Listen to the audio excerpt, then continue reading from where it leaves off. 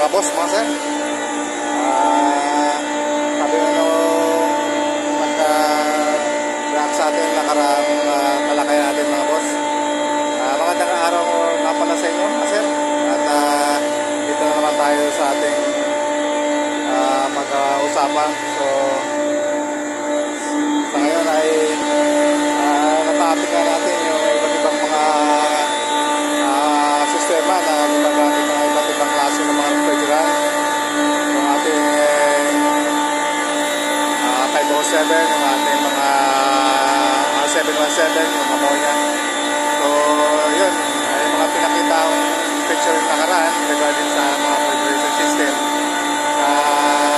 Yung iba ay sumali naman sa ating talakayan. So sa ngayon, sabi nga ng kasama natin, mas maganda yung smoke compressor. So ito, napakita ko sa iyo yung actual na operation ng aming smoke compressor. So ito yung isang smoke compressor mga boss mga sir.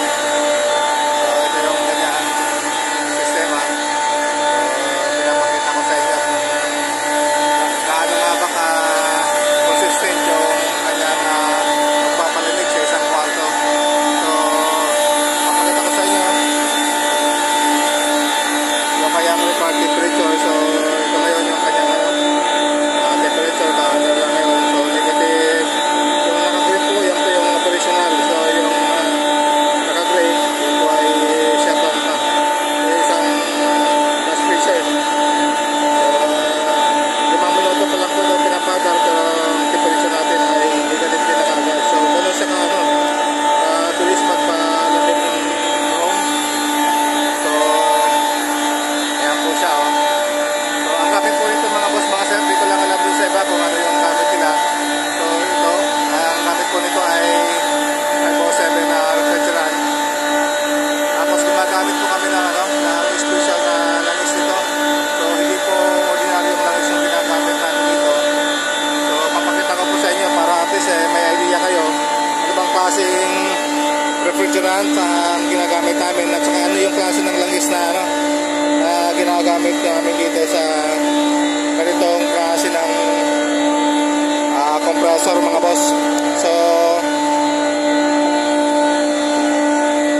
ito, papakita ko sa inyo yung aming ginagamit na langis, BSE 170. So picture oil po ito. Ito po ibang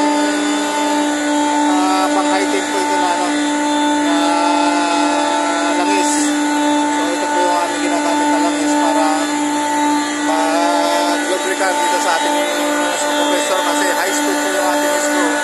So dapat yung ating langis na gagamitin ay pang high temp. So hindi po ordinary langis ang ginagamit natin sa ganitong system ng mga boss. So pinakita ko lang sa inyo at dahil may nag-post ng kanyang picture regarding sa screw.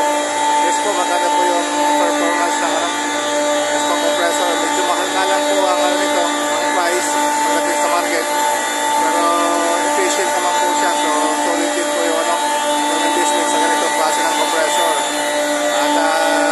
At tingin ko naman po ay matagal po ang buhay ng ganitong klase ng compressor. Dahil dito sa amin, kadalasan gagamit namin po ito sa aming mga flash freezer, sa aming mga cold storage. So ayan po mga boss, pinakita ko lang sa inyo yung isang ori ng compressor na screw compressor operational. So ayan, para po magkaroon lang po kayo ng idea. So ulitin ko lang po, ang karga po nito ay 507.